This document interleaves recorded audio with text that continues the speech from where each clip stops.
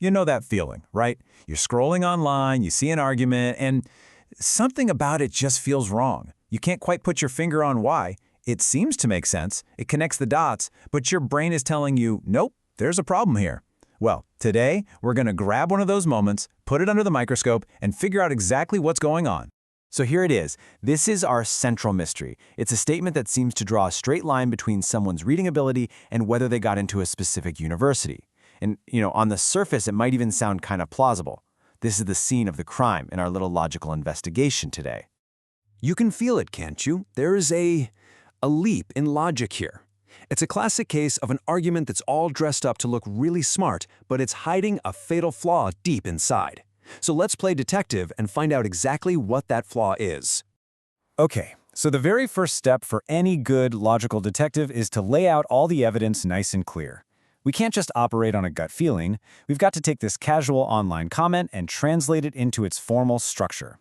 In the world of logic, this is called a categorical syllogism. And don't worry, it sounds way more complicated than it actually is. All right, here it is, broken down into its 3 core parts. First, you've got the major premise. This is the big general rule they're starting with.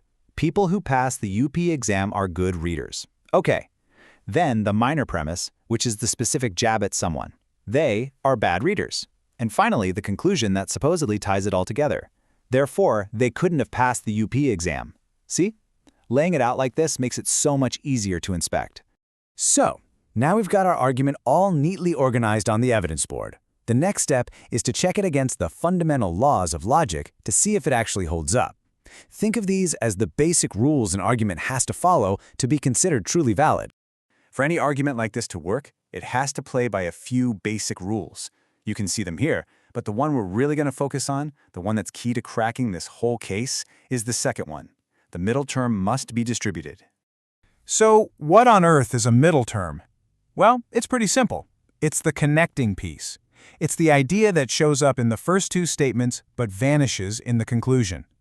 In our case, that term is reading comprehension. It's supposed to be the bridge that connects the premises to the conclusion. And for that bridge to be solid, it has to be distributed, meaning at least one of the statements has to be talking about all members of that group. That's the rule our argument might just be breaking. Okay, let's put it all together. Looking back at our 3-step argument and keeping that key rule in mind. Which one was broken? We have our suspect, the middle term, reading comprehension. Did the argument use it correctly? And there's our culprit. The argument commits what's known as the fallacy of the undistributed middle. That's just the fancy official name for when that logical bridge we talked about is way too wobbly to actually support the conclusion. It fails to make the connection in a way that's logically sound. This is the perfect way to visualize the mistake.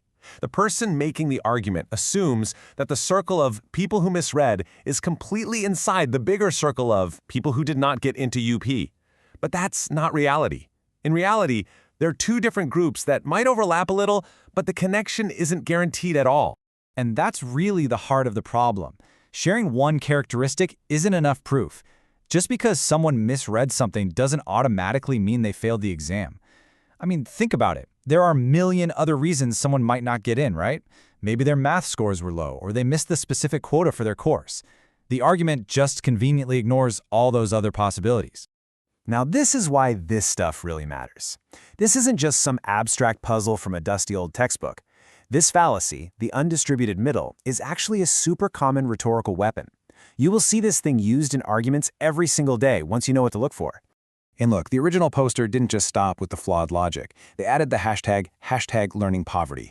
That little detail shows you the real intent here. It's not about winning a debate with sound reasoning. It's about discrediting the other person entirely by linking one supposed mistake to this huge, complex social issue. It's a sneaky way of saying, you're not just wrong about this one thing, you're fundamentally unintelligent. So, there you have it. Case closed. We took a flawed argument, we broke it down, and we exposed its faulty core. The real question is, now that you can spot this trick, this false logical bridge, where are you going to see it pop up next? In a political debate? In an advertisement? In your own social media feed? Keep your eyes open.